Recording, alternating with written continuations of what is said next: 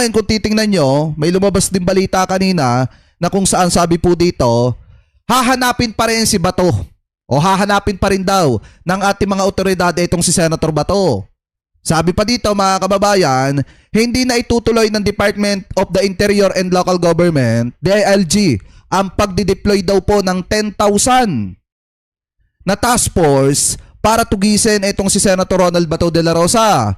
Inanunsyo ito ni DILG Secretary Remulla kasunod ang paglilinaw ng International Criminal Court ICC na wala silang inilabas na public arrest warrant. Ayon kay Secretary Remulla, pinapahanap na lang ngayon ng PNP-CIDG ang senador para ipasabina.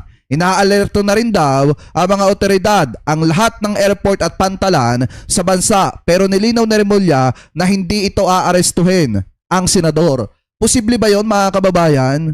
Biruin mo, pinaalerto na yung pantalan, yung mga paliparan at mga posibleng daanan ni Senator Bato de la Rosa, pero hindi po ito aarestuhin.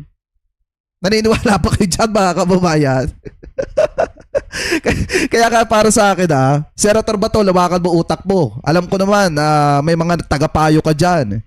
Pero eto, dito pa nga lang sa point mga kababayan na pinapaalerto na. Ayan pinapaalerto na yung mga pantalan, yung mga paliparan na posibleng daanan ni Senator Bato de la Rosa, pero hindi naman daw po ito aarestuhin. Naniniwala kayo dyan mga kababayan?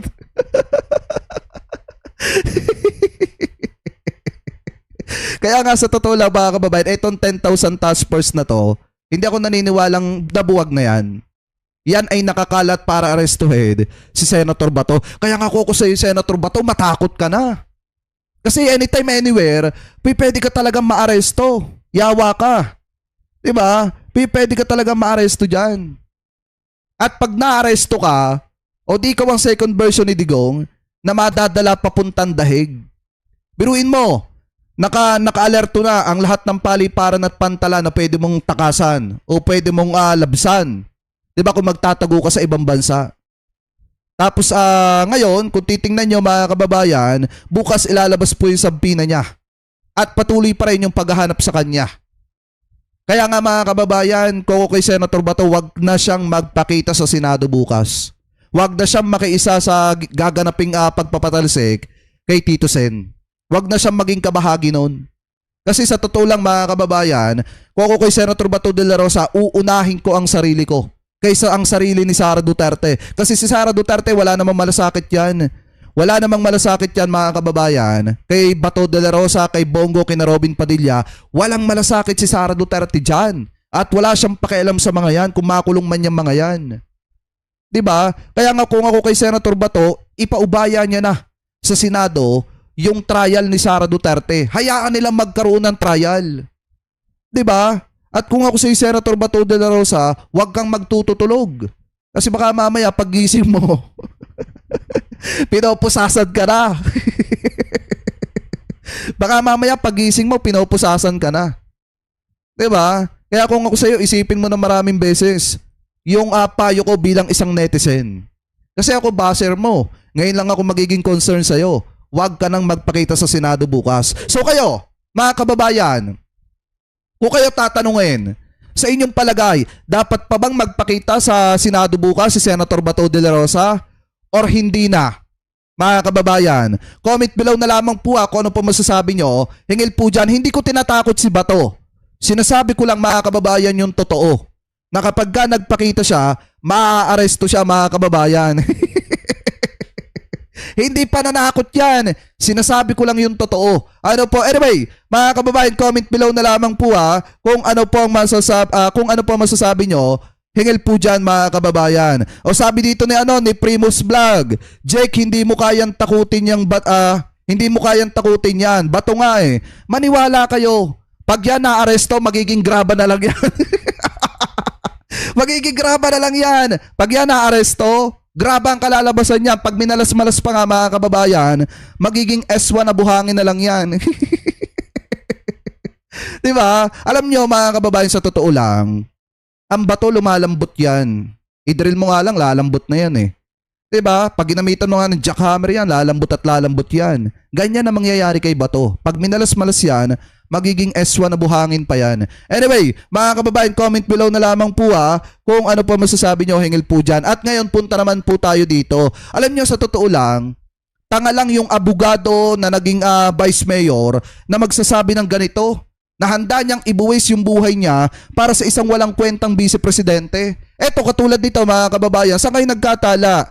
Ano siya, vice mayor siya ng Isabela, pero doon siya nagpapabango ng pangalan sa Davao. Di ba kabubuhan yan? Lalo na't abogado ka pa naman, Respicio. Dapat nga sa'yo, nadidisbar ka na. Kasi wala namang kwenta yung pagiging abogado mo. Alam mo nang dahil sa'yo, nawawala ng tiwala yung mga kababayang Pilipino po natin sa mga abogado. Nang dahil sa ipinapakita nitong sa Respicio, eto pakinggan nyo kasi sabi dito, handa daw ibuwis ang buhay para daw po kay Sara Duterte at mayat maya yung pananakot niya kay PBBM na magkakaroon daw mga kababayan ng revolusyon. So ngayon ito, i-play po natin. Dahil ako, willing akong ibiwis ang aking buhay. Gusto ko ang marinig ang sagot sa inyo.